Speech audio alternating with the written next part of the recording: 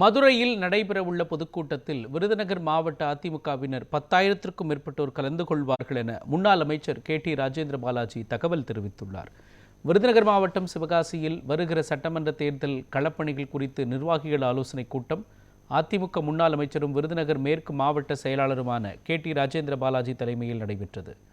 இந்த கூட்டத்தில் தேர்தல் நெருங்கி வரும் நிலையில் எவ்வாறு களப்பணியாற்ற வேண்டும் என்பது குறித்து பல்வேறு ஆலோசனைகளை ராஜேந்திர பாலாஜி வழங்கினார். மேலும் மார்ச் 1ஆம் தேதி தேசிய ஜனநாயக கூட்டணி சார்பாக மதுரையில் நடைபெறும் மாபெரும் பொதுக்கூட்டத்தில் பிரதமர் மோடி, அதிமுக பொதுச் செயலாளர் எடப்பாடி பழனிசாமி மற்றும் கூட்டணி கட்சியினர் கலந்து கொள்ள உள்ளனர். இந்நிலையில் கூட்டத்திற்கு மக்களை அழைத்து செல்வது குறித்து ஆலோசிக்கப்பட்டது. இதில் விருதுநகர் மேற்கு மாவட்ட அதிமுக சார்பாக ஆண்கள், பெண்கள், இளைஞர்கள் என சுமார் 10,000க்கும் மேற்பட்டோர் கலந்து கொள்வார்கள் என ராஜேந்திர பாலாஜி தெரிவித்தார்.